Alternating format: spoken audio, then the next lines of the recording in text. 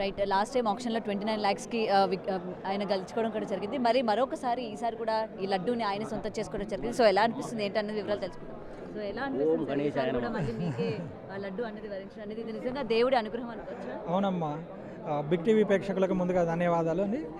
ఇది చాలా సంతోషంగా భావిస్తున్నాము. దేవుడి దయ మా మీద చాలా కురిపించినందు, వర్షం కురిపించినట్లు ఆశీర్వాదం దేవుడు మా మీద కురిపించినందుకు మేము చాలా సంతోషంగా భావిస్తున్నామండి. ఈ లడ్డు మాకు దొరకడం దేవుడు మా యందు చూపించిన దయగా భావిస్తున్నామండి.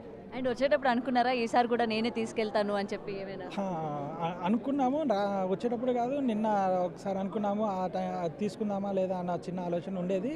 కాకపోతే ఆ సందర్భం మీద ఆ ధైర్యాన్ని బట్టి దీన్ని తీసుకుందాంలేండి అని చూసాము. ఇక్కడ మనీ ఓరియంటెడ్గా ఏం చూడలేదమ్మా, ధైర్యంతో ముందుకెళ్దాము అన్న సందేశంతోనే ధైర్యంతో దీన్ని ముందుకు దేవుని ఆశీర్వాదం గెలుచుకుందామన్న ఉద్దేశంతోనే దీన్ని ముందుకెళ్ళి తీసుకోవడం జరిగింది.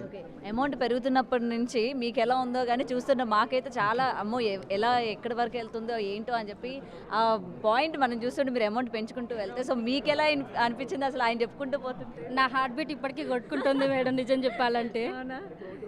సో ఎందుకంటే మీరు కూడా అన్ఎక్స్పెక్టెడ్ కదా, మీకు కూడా చెప్పుకుంటారు అసలు. సో ఎలా అనిపిస్తుంది, మీకు ఎలా అనిపిస్తుంది? ఫస్ట్ ఆఫ్ ఆల్ ఆయన ఈ తీసుకొని వెంటనే అమౌంట్ పెంచడం కావచ్చు.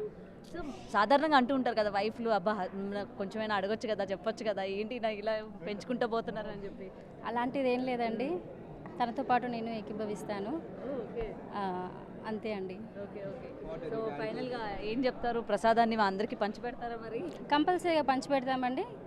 ఈ రేపటి నుంచి రేపు ఫ్రైడే కదా, ఎల్లుండి నుంచి మేము పంచిపెడతామండి. అండ్ వన్స్ అగైన్ కంగ్రాచులేషన్స్ మీకు. థ్యాంక్ యూ అండి. కంగ్రాచులేషన్స్. థ్యాంక్ యూ అండి. Thank you. And big TV ప్రేక్షకులందరూ కూడా ధన్యవాదాలు తెలియజేస్తున్నాను. Thank you.